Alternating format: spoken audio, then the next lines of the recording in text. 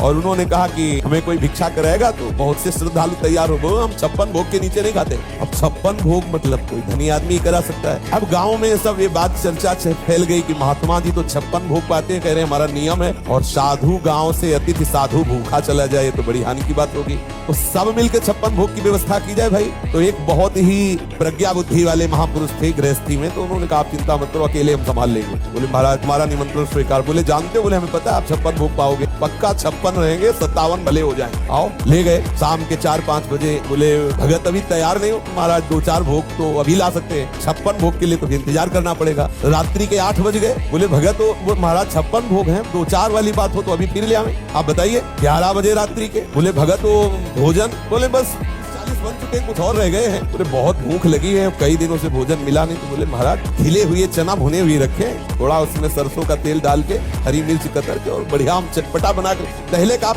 पाओ, 56 भोग तो तैयार हो ही रहा। बोले हाँ हाँ ठीक है चलेगा। लाए और जो ही पाना शुरू किया तो बस हाथ उठा के गाँव वालों से कहा महात्मा 56 भोग की निष्ठा वाला नहीं है, सूखे चना चबा रहा है, सूखे चना चबा रहा है। अब महात्मा जी के होश उड़ गए, एक और भोग नहीं बने। हम केवल देखना चाहते थे कि क्या वास्तविक निष्ठा है कि 56 भोग किसी आप अपने मुख में नहीं रखेंगे, आपने सूखे चना चबा लिए। बस ध्यान देना, मुझे भगवान चाहिए तो मोहिनी रूप रख के आएंगे मुस्कुराते हुए, और अगर आप उस मुस्कुराहट में फिसल गए तो चना में फिसल गए। और हम लोग ऐसे ही फिसड्डी है, कहीं ना कहीं कोई ना कोई शब्द स्पर्श रूप रस गंध, और हम बात करते हैं हमें भगवान चाहिए तो भगवान कहते पहले देख लो ये सब। अब कलयुग का प्रभाव बढ़ता जा रहा है। बोलेगा शास्त्र वास्त्र कुछ तुम्हारे कहने से होगा। देखो अभी आप खड़े हो, हमें माँ बहनों की गालियां दो तो हम हाथ जोड़ेंगे, अंदर से सोचेंगे प्रभु हमारे धैर्य की परीक्षा दे रहे, मुस्कुरा देंगे। तो आपको लगेगा मैं बाबा को दबा के चला गया। दुखिया को न सताइए, दुखिया देगा रोए, और जिस दिन दुखिया के मुखिया सुने तो तेरी गति क्या हो। साधन काल में साधक को कुछ अनुभव तो होता नहीं। अगर मैं प्रभु का हूं, प्रभु के लिए सब, ये गंदी बातें क्यों हो रही, ये जलन क्यों हो रही, ये अशांति क्यों हो रही, घबराहट क्यों हो रही, भय क्यों हो रहा है? केवल कहने से हो जाएगा मैं प्रभु का हूं, ये सब प्रभु के द्वारा हो रहा है। कह तो रहा हूं, रोज कह रहा हूं, पर बहुत परेशान हूं। स्पष्ट वर्णन है, अनुभव ना होने पर भी तुम्हारा संसार बंधन कट चुका है। और ब्रह्मचर्य का जरूर ध्यान दो। आज व्यभिचार परायण हमारी जनता हो रही है, जिधर देखो व्यभिचार का बोलबाला है।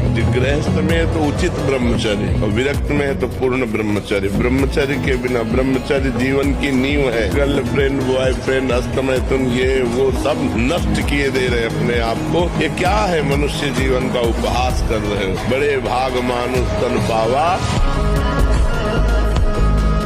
हमारे अनेक बंधु कहते हैं, और हमें ये प्रश्न काफी समय से प्राप्त हो रहा था कि एक फ्लैट लाइन आ जाती है, हम ब्रह्मचर्य के मार्ग पर आगे बढ़ते हैं, लेकिन एक स्थिति ऐसी आती है कि उससे आगे हम बढ़ नहीं पाते हैं, हमारे संकल्प टूट जाते हैं, फिर से ब्रह्मचर्य के मार्ग से हट जाते हैं। मैं कहता हूँ कि ये कैसा संकल्प है? गुरुकुलों में इसीलिए बच्चों को रखा जाता था, चाहे राजा के हो चाहे प्रजा के हो। ब्रह्म ऋषियों के शासन में 20-25 वर्ष तक ब्रह्मचारी रहे। वृत्ति निवृत्ति मार्ग पर तो वैरागी बन गए, प्रवृत्ति मार्ग पर तो गृहस्थ में गए। कुछ समय तक गृहस्थ में रहने के बाद स्वतः पूर्वाभ्यास ब्रह्मचर्य का उनका जागृत हो जाता, और वो चौथी अवस्था तक भगवत साक्षात्कार कर ही लेते, क्योंकि नींव बड़ी मजबूत थी। मन नेत्रेंद्र के साथ हुआ, मुझे रूप देखना है, मुझे नहीं देखना है। आँख खुली, भला दिखा दे, नहीं देखना। जब हम स्वीकृति दे देंगे, अच्छा देख लो, तो ऐसे देख घूम जाएंगे, देख लेंगे। नेत्रेंद्री मन के साथ नहीं रूप देख सकती जब तक हम नहीं चाहेंगे। श्रवणेंद्री मन के साथ तब तक शब्द नहीं सुन सकती जब तक हम नहीं चाहेंगे। ऐसे हर इंद्री तब तक भोग नहीं भोग सकती जब तक हम नहीं चाहेंगे। ब्रह्मचारी को विषय भोग जहर है ऐसा मानना चाहिए। जैसे कितनी भी सुंदर खीर हो, और कोई हमारे कान में आकर विश्वसनीय कह दे इसमें जहर पड़ा है, तो हम बिल्कुल नहीं खाएंगे। हमारे शास्त्र कह रहे हैं, महर्षि जन कह रहे हैं कि ये विषय भोग जहर है, महान विषय, ये पूरे जीवन को नष्ट कर देता। ये जब ज्ञान हो तो उसका फल है विरति। जब हमें ज्ञान हो गया तो उससे हमें वैराग्य होना चाहिए।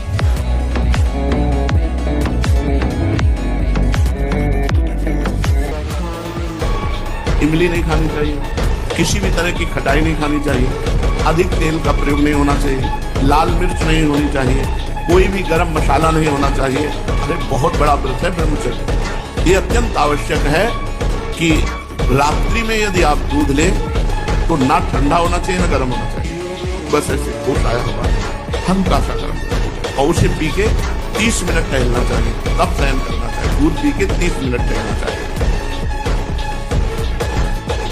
अभी समय है, अभी सुधार कर लो। कितनी देर की मस्ती, ये कोई मस्ती है? बेवकूफी को मस्ती समझते हो?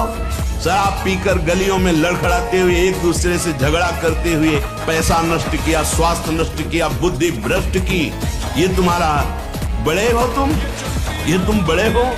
बड़ा वो है जो अपनी इंद्रियों को शासन में करके प्राप्त सुख सामग्री को दूसरों की सेवा में लगाता है। बड़ा वो नहीं है जो अपने अर्थ के प्रभाव से व्यभिचार में उतर जाए, जुआ खेलने में उतर जाए, कोमल कोमल पशुओं की हिंसा करके रांध के खाने में उतर जाए, मनमानी आचरण में उतर जाए। वो राक्षस है, वो बड़ा नहीं है। बड़ा वो है, वो बड़े जन कहे जाते हैं जो दूसरों को सुख देने के लिए स्वयं दुख भोगते हैं। जो दूसरे जीवों को भूंजते हैं तो काल यही भूंज देता है। VIP गाड़ी में गेट नहीं खुला, अंदर ही आग लगी, बोले 7 लोग भून गए। ये वही लोग हैं जो जीवों को भून भून के खाते हैं, तो फिर काल भगवान भून देते हैं। और बहुत बुरी तरह जो जीवों की हत्या ऐसे कष्ट करते हैं, बुरी तरह एक्सीडेंट, पूरा घुस गया सब यहाँ से यहाँ, जिंदा है, कई घंटे तड़प रहे फिर मरे। बहुत ईश्वर का विधान कभी झूठा नहीं होता।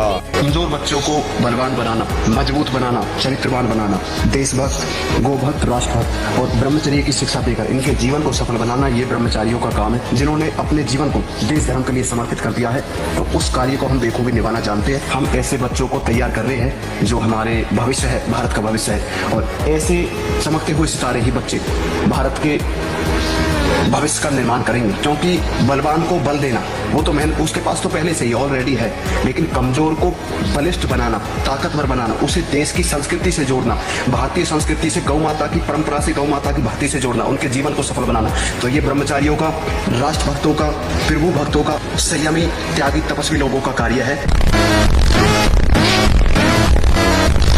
और जब स्नान करें तो ठंडा जल नाभि के ऊपर यहाँ से 2-4 लीटर ऐसे धीरे धीरे ठंडा जल डालें ऐसा। और जब लघुशंका जाए तो आधा लीटर ठंडा जल से गुप्तेंद्रिय कोष को तो धीरे धीरे वीर पुष्ट होने लगे तो है घर्षण कभी न करे। अगर हस्तमैथुन का घर्षण करेगा भूल से भी तो फिर ठीक होने वाला नहीं। और ये इतना बुरा है कि अगर शुरू हो गया तो उठने लायक भी नहीं रखता। ब्रह्मचर्य का जैसे आप शांत से बैठे हैं पद्मासन या सिद्धासन से, अब आपके अंदर वायु बिगड़ेगी, भीषण दर्द शुरू होगा, जांघों में दर्द शुरू होगा, शरीर में विशेष हरकत पैदा होगी, विशेष बिजली दौड़ेगी, शक्ति शांत मंत्र में पूरी वृद्धि। अब वो बिजली जो पावर पैदा हो रही वो आपकी सुषुम्ना नाड़ी को जो सीधी 90 अंश के कोण में साधन में बैठा जाता है, सीधे मेरुदंड सीधे सीधे से यहां से नापा जाए तो सीधे ऐसे 90 अंश का वो ऐसे नहीं होना चाहिए। जितने मिनट, 1.25 घंटा, 1.5 घंटा, 2 घंटा सीधे से आज्ञा चक्र पर दृष्टि हो, आंतरिक या नासाग्र दृष्टि हो, और उसमें बार बार मंत्र लिखा जा रहा हो, चूक नहीं होनी चाहिए। मंत्र की चूक नहीं, बहुत जल्दी लाभ प्राप्त होता है, पर इसके लिए पूर्ण ब्रह्मचर्य की आवश्यकता है। जरा भी चूक नहीं, जैसा कह रहे हैं वैसा प्राण सूक्ष्म होने लगेंगे, मन एकाग्र होने लगेगा, शरीर शांत होने लगेगा, चंचलता रहे।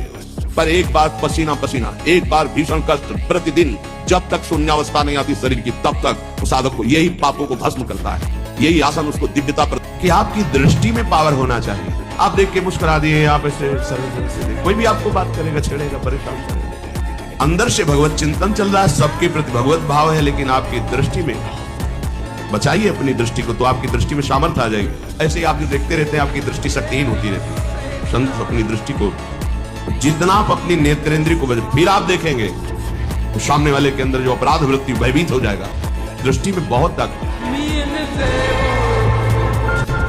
कर्ण ने कहा आचार्य चरण यदि अर्जुन खड़ा रहा तो जीवित नहीं रह सकता, मैं तुमको वचन देता हूं। ये सब देखकर युधिष्ठिर ने निश्चय किया कि अगर कोई परास्त कर सकता है तो कर्ण परास्त कर सकता है। उसकी वीरता देखकर, क्योंकि ये युधिष्ठिर से भी बड़े हैं, घबरा गए युधिष्ठिर।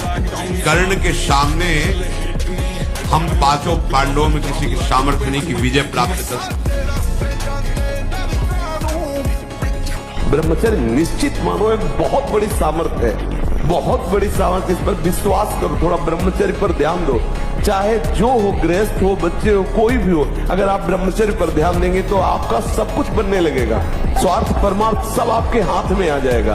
और आप ब्रह्मचर्य से खिलवाड़ करते हैं तो प्रमाद, निद्रा, आलस्य, नाना प्रकार के मानसिक दंड, बेमतलब कल्पना दुख की होना, बेमतलब कल्पना भय की हो जाना, उससे भयभीत होकर डिप्रेशन में पहुंच जाना, ये सब उसके लक्षण है। जो बुद्धि पर भी शासन कर सकता है उसका नाम विवेक है। विवेक के द्वारा बुद्धि युक्त होती है तो मन को शासित कर लेती है, मन को अधीन कर लेती है। नहीं तो जैसे हमारे सुना कि ये नहीं करना चाहिए, मन प्रेरणा कर रहा है और हम कर बैठे, इसका मतलब बुद्धि निर्णय ठीक नहीं कर पाई।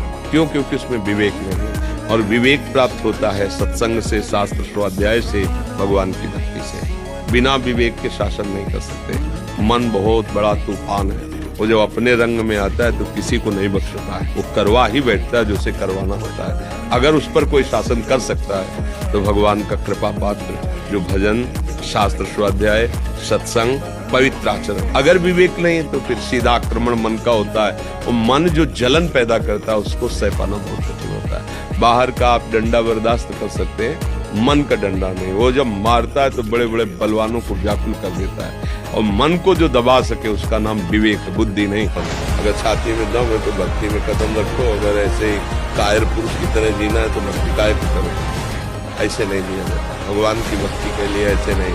भगवान को स्वीकार करके हम तुम्हारी पूजा करेंगे, लेकिन धर्म विरुद्ध आचरण नहीं करेंगे, चाहे पिता बोले चाहे माता बोले।